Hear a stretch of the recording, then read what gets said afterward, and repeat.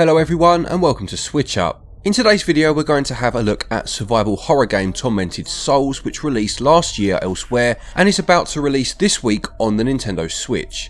Publishers P-Cube asked if we would give the game a go and see exactly what it's all about, so thank you very much to them for sponsoring this video, and as a huge fan of horror in all media I was more than happy to do just that, especially as it's inspired by the survival horror games of the late 90s and early 2000s, my favourite era for such games before the genre took a bit of a turn towards action and away from pure resource management.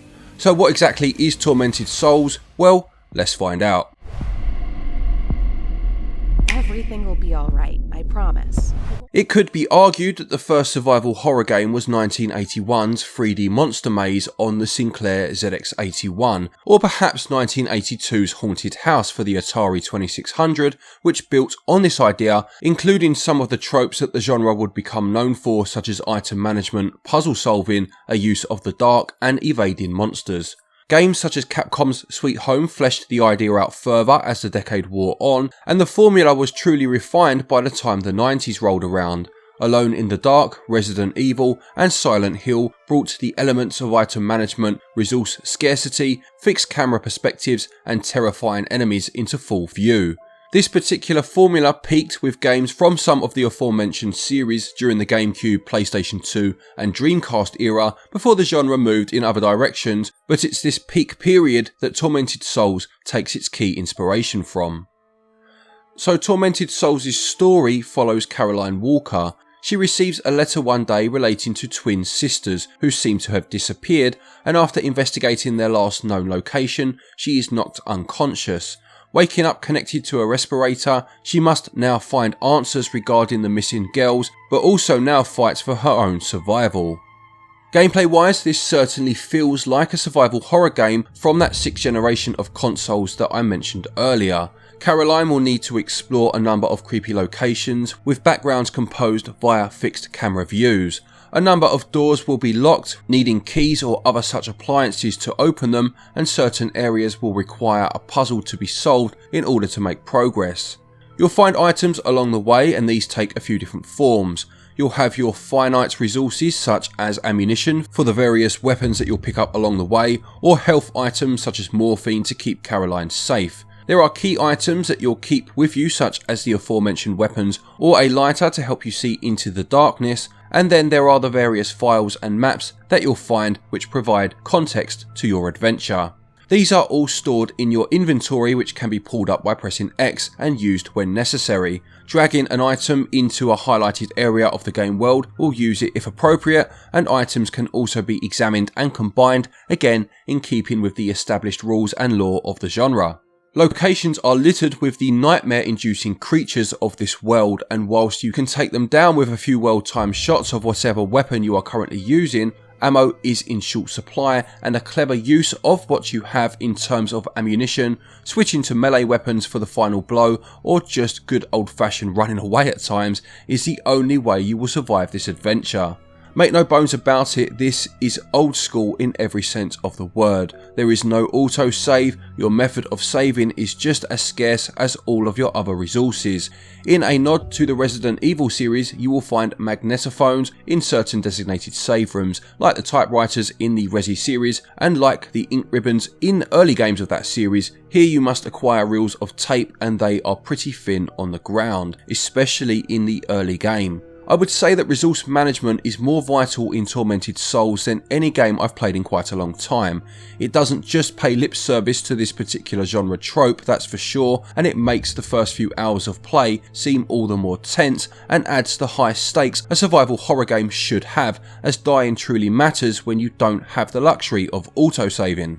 What I really liked though was that when it came to the puzzles, it wasn't just a case of pushing boxes onto switches or finding a missing item to insert into an indentation.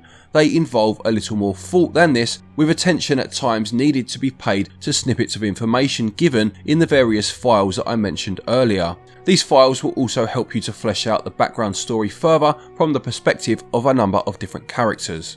Then you have a few other aspects to consider in terms of gameplay. The first is that of the mirrors. Finding a mirror within the mansion can act as a gateway to an alternate dimension, with rooms or key points of interest within the mansion taking on a new guise when you step into them. Making use of these mirrors and solving potential puzzles could then help you to make progress back in the real world. Then you have the darkness itself that will shroud areas of the environment. Stay within it for too long and it will lead to your demise. Be sure to stay in the light, use your lighter well to keep yourself safe, or use the natural lighting of the environment. You cannot hold a light and a weapon at the same time, so when attacking, ensure that you are stood near to a candle at the very least if the area is dark, otherwise the creature you are facing might not even get the pleasure of dispatching you, as the darkness may well see to that instead. Control wise, Tormented Souls does adopt a more modern approach, which was definitely my preferred way of playing. However, if you do want the complete authentic experience, you can turn on a more classic control scheme and use the tank controls that the genre was well known for, needing to turn on a 360-degree scale with the D-pad before walking in your desired direction. Any survival game worth its salt needs to build a suitable atmosphere, and to be fair, Tormented Souls has it in spades. The fixed camera perspective has always been incredibly effective at building suspense and tension in such games, as you find yourself walking literally into the unknown at times, or feeling uncomfortable as the angle changes and something unexpected is revealed. There are other techniques used though to harbour this feeling of dread. The use of obtuse camera angles and surreal and twisting dolly shots heighten the sense of surrealism and discomfort, almost reminding me of a modern interpretation of German expressionism in this respect. Then you have the environments themselves, the dark and grimy corridors, the blood-soaked sheets covering decrepit gurneys, and the deadly shadows that make every dimly lit corridor a potential threat, set just the sort of unsettling and macabre scene worthy of the genre. And finally, of course, you have the creatures, and keeping with the hospital theme, the enemies are filled with pain and anguish as well as rage towards our protagonist, and the scares are provided via body horror with scars, wounds, lack of limbs, or use of wheelchairs and other such appliances playing into this. It reminded me very much of the twisted and tortured foes you would face off against in the Silent Hill series in this respect. The audio makes a great use of melancholic piano tunes and quite haunting female vocals, which allow the tension to percolate quite nicely before the threat becomes very real and the music changes to something much more foreboding. Voice acting is used and it is as campy as the games that inspired it, giving off that B-movie vibe. It's never Jill Sandwich levels of cheesy, but it doesn't take itself too seriously and definitely knows its roots in terms of its inspiration. Tormented Souls will cost you £16.99 and regional equivalents are on your screen now. There is a physical version available via P-Cube. If, like me, you've played all of the old school Resident Evil games either originally or via their re-releases, and you've given up on ever seeing a new Silent Hill game, yet you still yearn for that classic survival horror experience, then this game really is a no-brainer. As I've said many times already in the video, and as the top horror game lists I've made for the channel will testify, I am a big horror fan, but the balance of pure survival horror is a delicate one to get right, and I haven't played a modern game in a long time that has replicated that feeling of dread, as I know I have no saving items and am low on health or waiting to see what's coming next, as well as Tormented Souls does. If you are up for an old school challenge, then this is definitely worth checking out, just don't stand around in the shadows for too long. So there you have it, that is Tormented Souls, as I said, releasing on the Nintendo Switch this week. I've really been enjoying my time with it. I've been playing this on the Switch and I've been playing Resident Evil Village on the PS4, and it's really nice having those two different types of survival horror from two different eras really, and playing them concurrently. It's nice to switch in between the two different styles.